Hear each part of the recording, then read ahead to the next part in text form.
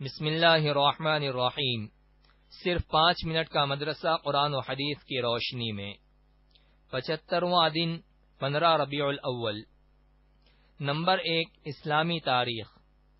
اصحاب کہف۔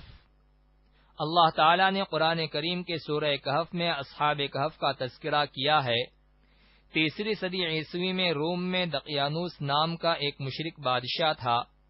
اس نے رومیوں میں بت پرستی کو عام کرنے اور عیسائیت کو ختم کرنے کی کوشش کی۔ اسی زمانے میں چند نوجوانوں نے بت پرستی کو چھوڑ کر ایمان قبول کر لیا تھا۔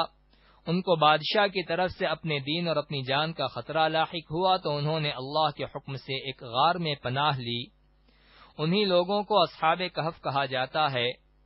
اللہ تعالی نے ان پر نیند طاری کر دی اور وہ غار میں سوتے رہے۔ ان کے ساتھ ایک کتا بھی تھا جو غار کے منہ پر بیٹھ کر ان لوگوں کی حفاظت کرتا رہتا تھا۔ پھر اللہ تعالی نے 309 سال کے بعد انہیں اپنی قدرت سے جگایا۔ ان میں ایک شخص اپنے زمانے کے پرانے سکے لے کر کھانا خریدنے کے لیے شہر میں آیا تو لوگوں کو ان نوجوانوں کا علم ہوا۔ اب ملک کے حالات بدل چکے تھے اور اس وقت بادشاہ ایمان والا تھا، مگر اس زمانے میں ایک پادری نے قیامت کے روز مردوں کے زندہ ہونے کا انکار کر دیا تھا اور لوگ فتنے میں پڑ رہے تھے۔ اتنے پرانے زمانے کے لوگوں کے واپس آنے پر ہر ایک کو قیامت کے دن دوبارہ زندہ ہونے کا یقین ہو گیا اور پادری کی بات جھوٹی ثابت ہوئی۔ نمبر 2، اللہ کی قدرت۔ آواز سننے کا آلہ۔ اللہ تعالیٰ نے آواز سننے کے لیے ہمیں 2 کان عطا فرمائے۔ ان کے ذریعے ہم مختلف قسم کی آواز سنتے ہیں اور اس کی خوبی و کمال اور کیفیت کا پتہ لگا لیتے ہیں۔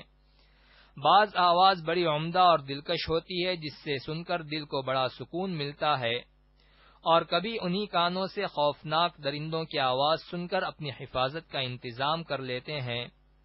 اگر یہ کان نہ ہوتے تو ہم آواز کی لذت و کیفیت سے محروم ہو جاتے۔ بلا شبہ آواز سننے کے لیے 2 کانوں کا بنانا اللہ کی عظیم قدرت ہے۔ نمبر 3، ایک فرض کے بارے میں، حلال پیشہ اختیار کرنا۔ رسول اللہ صلی اللہ علیہ وسلم نے فرمایا، اللہ کے حقوق و فرائض ادا کرنے کے بعد حلال روزی حاصل کرنا بھی فرض ہے۔ نمبر 4، ایک سنت کے بارے میں، عیادت کرنے کا سنت طریقہ۔ رسول اللہ صلی اللہ علیہ وسلم نے فرمایا، مریض کی مکمل عیادت یہ ہے کہ اپنا ہاتھ اس کی پیشانی یا اس کے ہاتھ پر رکھے اور پوچھے کہ طبیعت کیسی ہے۔ نمبر 5، ایک اہم عمل کی فضیلت، چھوٹ جانے والے وظیفے کو بعد میں ادا کرنا۔ رسول اللہ صلی اللہ علیہ وسلم نے فرمایا، جو شخص اپنا رات کا وظیفہ یا اس کا کچھ حصہ ادا کیے بغیر سو گیا اور اسے فجر اور ظہر کے درمیان پڑھ لیا تو اس کے لیے لکھا جائے گا کہ اس نے یہ وظیفہ رات ہی کو پڑھا ہے۔ نمبر 6، ایک گناہ کے بارے میں، چغلی کرنا۔ رسول اللہ صلی اللہ علیہ وسلم نے فرمایا، اللہ کے بندوں میں سب سے بدتر وہ لوگ ہیں جو چغلیاں کرتے ہیں اور اس کے دوستوں میں جدائی ڈلواتے ہیں۔ نمبر 7، دنیا کے بارے میں، دنیا کی زیب و زینت۔ رسول اللہ صلی اللہ علیہ وسلم نے فرمایا، مجھے تم لوگوں کے بارے میں جس چیز کا سب سے زیادہ ڈر ہے وہ دنیا کا بناؤ سنگار ہے جو تم پر کھول دیا جائے گا۔ نمبر 8، آخرت کے بارے میں، منافق اور کافر کا ٹھکانہ جہنم ہے۔ قرآن میں اللہ تعالی فرماتا ہے، آج یعنی قیامت کے دن نہ تم منافقوں سے کوئی معاوضہ لیا جائے گا اور نہ کافروں سے، اور تم سب کا ٹھکانہ دوزخ ہے، یہی جگہ تمہارے لائق ہے اور وہ برا ٹھکانہ ہے۔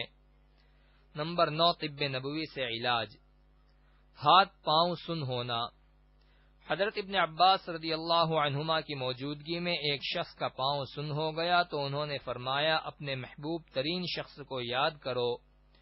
اس نے کہا، محمد صلی اللہ علیہ وسلم، پھر وہ ٹھیک ہو گیا۔ نمبر 10، قرآن کی نصیحت۔